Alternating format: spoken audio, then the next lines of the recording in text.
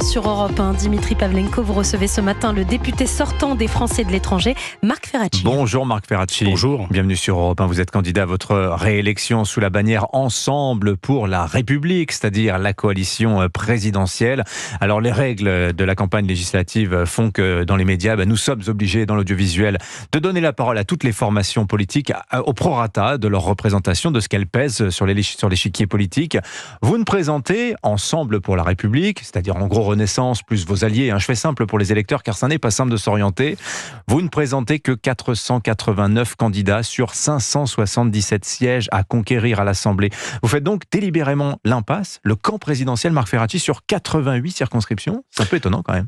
C'est pas si étonnant que ça, parce que dans ces circonscriptions dans lesquelles il n'y a pas de candidats Ensemble, il y a des candidats républicains dont nous pensons qu'ils sont mieux placés pour remporter le siège face au Rassemblement national ou face à la France insoumise et ses alliés. Quand vous dites candidat républicain, vous voulez dire quoi exactement, Marc Ferracci ? Ça peut être des candidats les républicains, ça peut être des candidats de la gauche constructive, et donc des candidats dont nous pensons qu'il est possible de gouverner avec eux, et en responsabilité, dans ces circonscriptions qui seraient assez difficiles à gagner pour la majorité présidentielle actuelle, eh bien, nous faisons le choix de mettre des candidats qui auront la capacité à battre les extrêmes. Mais donc vous considérez que si vous soutenez des candidats républicains, il y a des candidats anti-républicains Non, je connais ce débat très... c'est vous qui le lancez par le choix des mots. Les candidats que nous soutenons sont des candidats qui partagent notre vision d'une France apaisée et surtout qui partagent notre vision d'un projet responsable. Et je parle en particulier des finances publiques. On va vous dire 3100 milliards de dettes, c'est responsable. 1000 milliards en 7 ans, c'est responsable. Oui, tout à fait. Vous savez, sur la dette, il y a un sujet qui, finalement, le critère à observer, c'est est-ce que les gens continuent à nous prêter ? Moi, ce que j'observe, c'est que nous avons une dette très importante et je ne nie pas que la situation de nos finances publiques est difficile, mais les gens qui investissent sur les marchés financiers et qui achètent de la dette française continuent à nous prêter. Ça a été le cas ces dernières semaines. Ils ont commencé à s'affoler, les investisseurs qui nous prêtent de l'argent, depuis le Rassemblement national... depuis la dissolution, Marc Ferracci. Depuis la dissolution. C'est la décision de dissolution qui provoque la tension sur les marchés. Je ne suis pas tout à fait d'accord avec vous, si vous le permettez. Ce qui affole les marchés financiers, c'est d'observer que les programmes de forces politiques qui pourraient être au pouvoir demain, et en particulier le Rassemblement national, sont des problèmes... Mais pourquoi Emmanuel Macron fait-il cela ? Si je peux terminer. Les programmes de forces politiques qui pourraient être au pouvoir demain, en particulier le Front National, sont des programmes qui sont extrêmement coûteux. C'est 100 milliards d'euros de déficit supplémentaire, c'est ce qui a été chiffré par l'Institut Montaigne, qui est un institut indépendant, et qui de surcroît ne génère aucune croissance, aucune création de richesse supplémentaire. Or, quand vous avez une dette qui est importante comme la nôtre, l'important c'est de savoir si vous aurez la capacité à la rembourser en créant de la richesse, en créant des emplois. Nous avons créé 2 500 000 emplois depuis 2017, donc nous avons, en dépit d'une dette très importante, une certaine crédibilité pour la réduire. Et c'est la raison pour laquelle les taux d'intérêt n'augmentent pas. Ils augmentent depuis une semaine parce que effectivement, les gens s'affolent de voir le Rassemblement national, ou pire encore, la France insoumise et ses alliés au pouvoir. Personne n'a mis le couteau sous la gorge du président de la République pour enclencher cette dissolution qui génère du stress sur les marchés, Marc Ferracci. Je vous le confirme. Est-ce que c'est raisonnable et responsable, comme vous prétendez l'être ? Mais vous savez, à un moment ou à un autre, il faut faire la part des choses. Le sens de cette dissolution, c'est que c'est une décision politique. Nous avions besoin d'une clarification.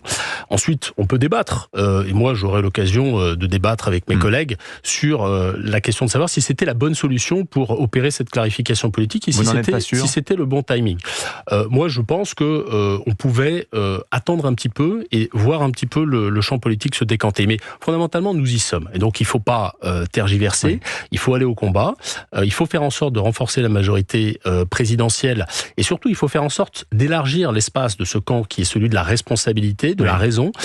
Encore une fois, je vous le dis. Mais comment vous allez faire, Marc Ferracci ? Les programmes qui sont face à nous sont des programmes qui sont dispendieux, irresponsables, qui vont mener le pays dans des difficultés qui seront irréversibles. Comment allez-vous faire ? Est-ce que en même temps, ça fonctionne encore ? Si vous cherchez des alliés de gauche constructifs, vous allez leur dire on maintient la réforme des retraites, la réforme de l'assurance chômage, écoutez, alors qu'ils sont vent debout contre. Très bon exemple. La réforme de l'assurance chômage.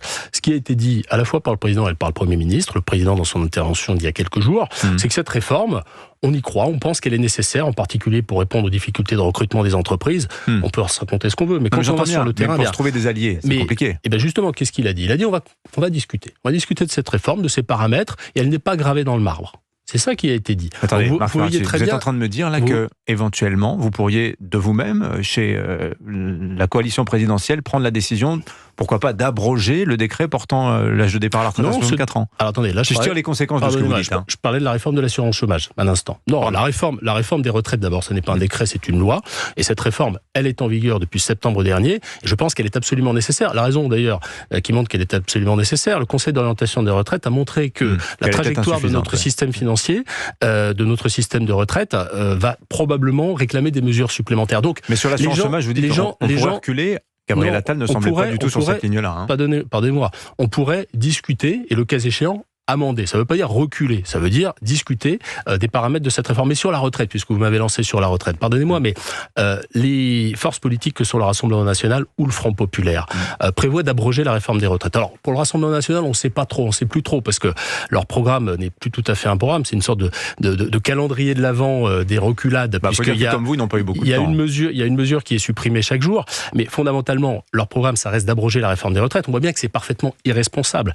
Dans la situation actuelle, et compte tenu des tendances démographiques, eh bien c'est au fond une mesure qui va générer un accroissement des déficits de notre système de retraite qu'on ne sait pas cumuler, qu'on ne sait pas compenser par de la création de richesses.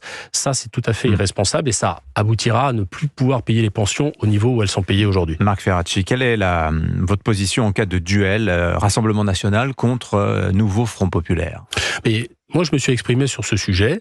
Je fais une distinction suivant la personnalité et l'incarnation de celui ou celle qui est le candidat du Front populaire. Dans le Front populaire. Donc si c'est François Hollande, vous le soutenez? Je vais pas faire. Je vais pas faire des cas d'espèce. Mais fondamentalement, si dans le Front populaire il y a des gens avec qui on peut travailler, on peut voter des textes, on peut être constructif, mais moi je serais d'avis de voter pour ces candidats-là. Mais je vous donne un exemple puisque vous m'en demandez. Il y a parmi les candidats du Front populaire des gens qui ont propager la violence, propager le désordre, y compris dans l'hémicycle de l'Assemblée nationale. Vous avez un député comme Thomas Porte qui a collé la tête d'Olivier Dussopt, ministre du Travail, sur un ballon de foot et qui a mis son pied sur ce ballon. Quelqu'un comme ça, eh bien, je n'irai jamais voter pour lui et je irai probablement à la pêche s'il est face à un candidat du Rassemblement national. Voilà. Merci Marc Ferracci d'être venu ce matin au micro d'Europe 1. Bonne campagne à vous, car vous êtes engagé jusque donc dans la circonscription de Suisse-Liechtenstein. Je ne l'ai pas dit tout à l'heure en début. Sous la bannière Ensemble pour la République. Merci d'être venu au micro d'Europe 1. Bonne journée à vous. Merci. Bon réveil, bon début de journée avec Europe 1. Il est 7h19.